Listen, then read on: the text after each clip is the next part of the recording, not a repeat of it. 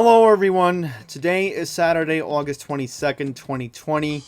We gotta talk about two urgent news stories going on in the world of transit because I gotta really dive into this because I got this alarming email regarding Crazy Bus in Nassau County, and we're also going to talk about what's going on with the 7 because for the record, I am going to be addressing this to the New York City Transit Commuter Council when I testify on Thursday, besides the whole Q46 matter that we will take care of. But look at this. Look what Crazy Bus is doing. This is why I have to lead off with the Crazy Bus song being played in the background. Look at this. Let's read this email. Stop spacing is important for any mode of mass transit.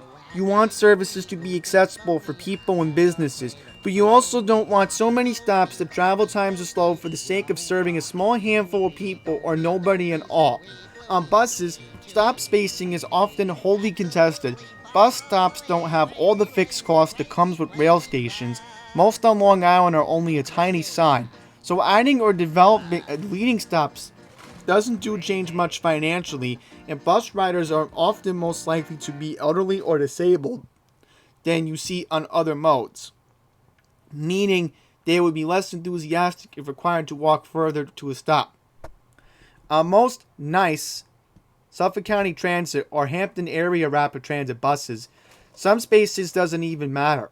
The buses are so little used that you could do away with stops entirely and just let people flag down the bus at any intersection along the route. You wouldn't even see a credible impact on travel times. HART allows you to flag down a bus at any intersection already on its fixed routes, but on the busier routes, stop spacing does become important when you have a lot of people boarding and alighting. In that case, proper bus stop balancing can deliver significant travel time reductions, since every time there's a bus stop, it has to pull out of traffic, kneel, wait for the person to board and pay their fare, then merge back into traffic and continue along its way.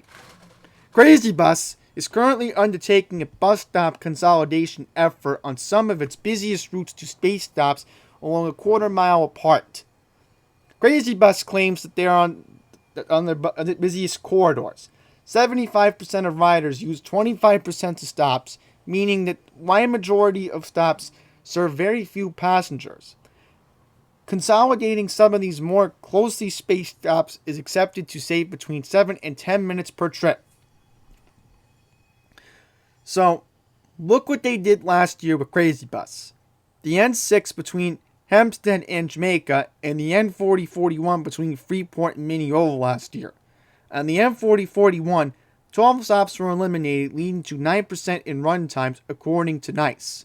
On the N6, 15 stops in Nassau County were eliminated in westbound direction, and 9 stops eliminated going east, leading to time reductions up to 12%. So, look what they're doing here along Hempstead Turnpike. Now, maybe this does make a lot of sense. I don't know. But I'm thinking there's going to be no change at New Hyde Park Road bus stop. They're not eliminating that many bus stops. See, this kind of does make sense in a way. So, starting on September 6th, Crazy Bus will continue its bus stop consolidation effort with changes to additional 4 routes. 130 stops will be affected on the N4 between Freeport and Jamaica, N15 North-South corridor between Roosevelt Field Mall and Garden City in Long Beach, N22 between Jamaica, Mineola, and Hicksville, and the N24 between Jamaica, Mineola, and Roosevelt Field Mall. So I'm just taking a look at this. So, minor changes. I mean, this is a decent idea, I guess, along Merrick Road. At least the good news is they're not getting rid of the bus stop on Peninsula Boulevard and Merrick Road where the N25 leads up to. At least there's no noticeable change on that. N15, what are they changing? Yeah, the craziest thing is I don't see any changes here. It's just an idea. Yeah, see this? Look at this. They're getting rid of so many bus stops along the M15. Meanwhile, on the N6 and the M4, I'm not noticing that many changes. The N22, let's take a look at that. Yeah, the N22s, they're eliminating a bunch of the stops. Look at this. You gotta be kidding me. You gotta be kidding me. They're eliminating a lot of the stops along New Hyde Park. Look at this. 2 additional minutes, you know. This is just a way to stop the elderly, it seems. Yep, they're also getting rid of a bunch of the N24 stops. Look, a lot of them are getting eliminated. So you can't make this stuff up. At least the good news is this is not directly impacting the N25. But I'd be more worried about the 22. So let me take a look at Hillside. Okay, good news is they're not getting rid of any of the bus stops I use past Herrick's Road. I'd be more concerned about that. Because that's some... Because if I had a longer walk to Cantermere Park, that would be a problem. That would be a problem on a weekday. Because I've talked to my ex, Laura, about this, that I want to have lunch with her one day when she works in the area. So at least they're not going to impact my stops. So now, we're going to talk about how Vandals are making hell on the 7. Let me get rid of this one. I do apologize. New York Post website's being a big pain in the butt. A spate of over 400 smashed subway windows in 4 months has the MTA on verge of a glass shortage.